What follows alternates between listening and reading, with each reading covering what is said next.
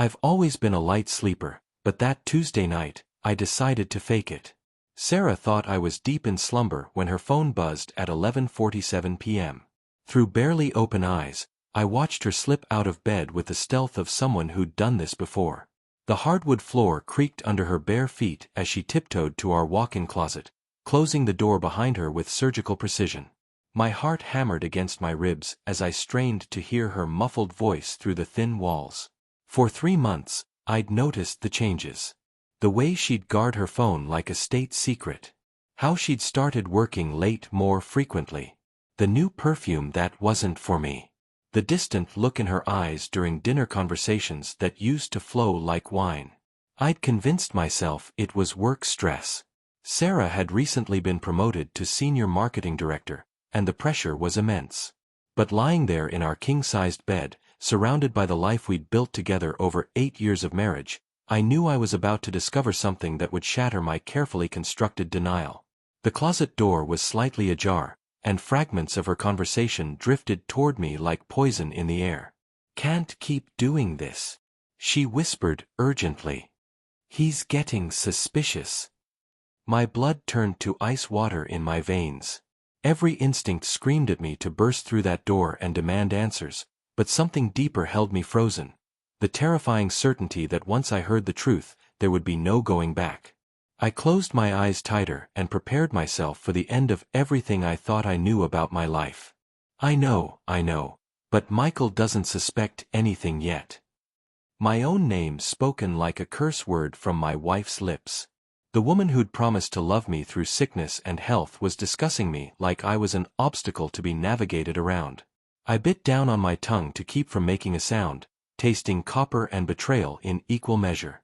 "The money transfer went through yesterday," she continued, her voice barely audible but crystal clear to my heightened senses. 200,000, just like we planned. He thinks it's going toward the house renovation, but... She paused, and I could hear her breathing heavily. God, if he ever finds out what we're really doing with it. My mind reeled. $200,000? We'd been saving for years to renovate our 1920s colonial home. It was our dream project, something we'd planned together, sketched together, argued lovingly about paint colors and fixture choices. The money was supposed to transform our house into the forever home where we'd raise children and grow old together. "Listen, David," she whispered, and my world tilted on its axis. David. My brother David. My younger brother who'd always been the charming one, the successful one, the one who could talk his way out of anything. The brother I'd lent money to countless times, who'd been coming around more often lately, who'd been unusually interested in our renovation plans. "We need to be more careful. Michael's been asking questions about the contractor estimates.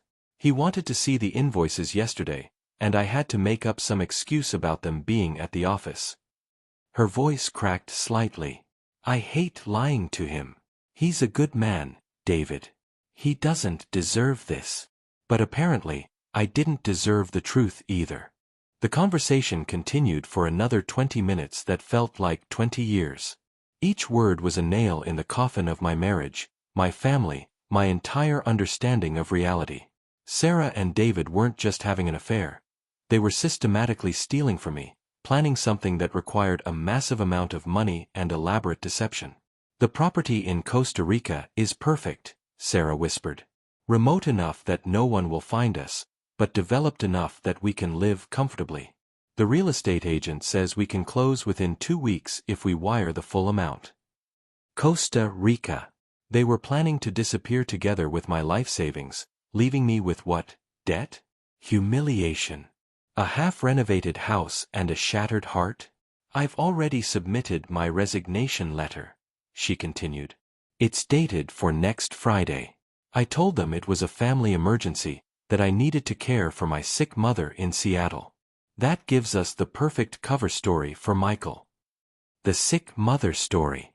I'd been so supportive when she'd first mentioned it 3 weeks ago, encouraging her to take all the time she needed, even offering to come with her to help.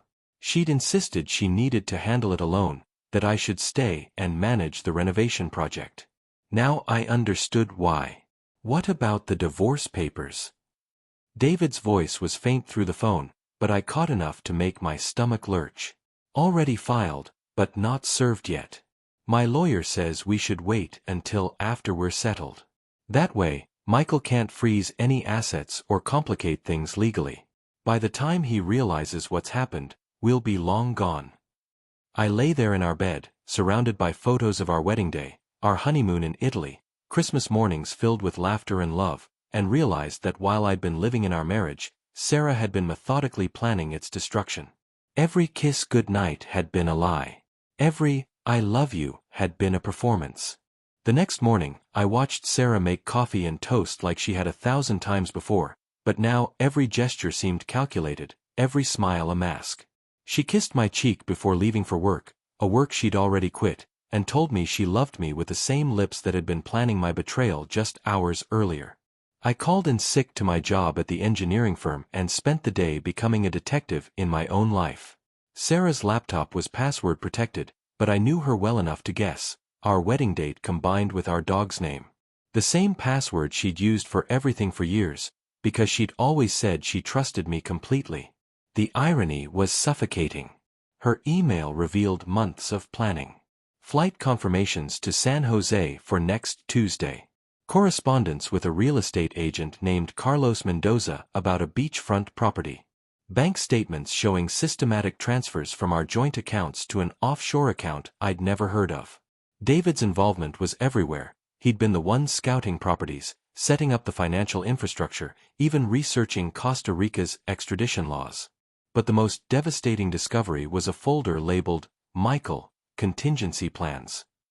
Inside were documents that revealed just how thoroughly they'd thought this through. If I discovered their plan too early, they had a backup strategy involving accusations of emotional abuse, false police reports, and restraining orders that would keep me away while they completed their escape. They'd weaponized my love against me, turning my trust into their greatest asset and my devotion into my biggest vulnerability. But as I sat there surrounded by evidence of their betrayal, something unexpected began to bloom in my chest alongside the pain. Rage. Cold, calculating rage. If Sarah and David thought they could steal my life and disappear without consequences, they were about to learn just how wrong they were. Tuesday morning arrived like Judgment Day. Sarah kissed me goodbye with tears in her eyes. Tears I now knew were for the life she was abandoning, not the husband she was destroying. She told me she'd be back late from her mother's bedside, and that she loved me more than anything. I told her I loved her too. And for the first time in days, I wasn't lying. Because I did love her, loved her enough to give her exactly what she deserved. While Sarah thought she was boarding a flight to Costa Rica with my brother and my money, she was actually walking into the most elaborate surprise I'd ever planned. You see, I'd spent the last week becoming very friendly with Carlos Mendoza, the real estate agent. Turns out, Carlos had some interesting things to say about David's behavior during their property tours, including his tendency to get drunk and brag about screwing over his stupid brother. Carlos was more than happy to cooperate with my plan, especially after I explained the situation and showed him proof of the fraud. Costa Rica takes financial crimes very seriously, particularly when they involve foreign nationals attempting to launder stolen money. Sarah's flight landed in San Jose at 3:47 p.m. local time. David was already there, having arrived 2 days earlier to finalize everything. They met at the airport, probably sharing congratulations and relief that they'd pulled off the perfect crime. They made it exactly 14 minutes into Costa Rican territory before being arrested by the Organismo de Investigación Judicial on charges of international money laundering and conspiracy to commit fraud. The beautiful beachfront property they'd planned to buy? It belonged to Carlos's cousin, who happened to be a prosecutor specializing in financial crimes. As for the money, all $200,000 of it was safely back in an account under my name only, thanks to some very helpful banking regulations and a paper trail that clearly showed unauthorized transfers. I'm writing this from our house, my house now, surrounded by actual renovation plans that will turn this place into something beautiful. Something honest. Something built on truth instead of lies. The divorce papers Sarah filed? I had them amended. Turns out, fraud and theft are excellent grounds for a very different kind of settlement than she'd planned. Sometimes the best revenge isn't getting even. Sometimes it's simply letting people face the consequences of their own choices while you build something better from the ashes they left behind. Sweet dreams, Sarah. I hope Costa Rican prison cells are comfortable.